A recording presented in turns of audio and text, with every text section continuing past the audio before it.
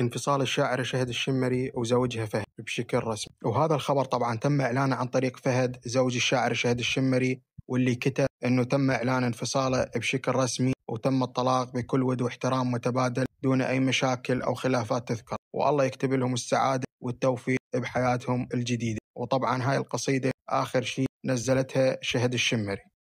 هي صدفة أنا وعرفتك صدفة من بين الصدف، وطلع حبك اكسباير يعني صالح للتلف. أنا كنت بروحي أنطي من يسألوني عليك، وهي غلطة عمري أصلا صرت خاتم بين يديك.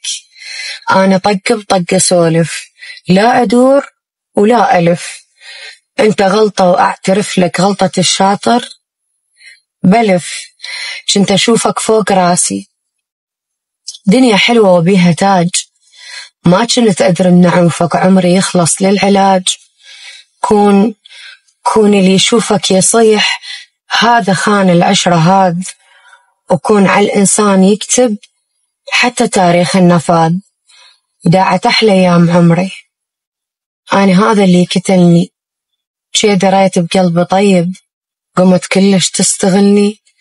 أنا هنيك وأصفق واصل لهالمستوى، بالقساوة أنا أرشحك أرقى صانع محتوى.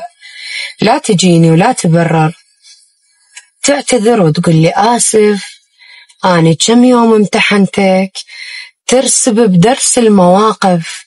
كل ربع ساعة مشاكل، وينك هيك علاقة؟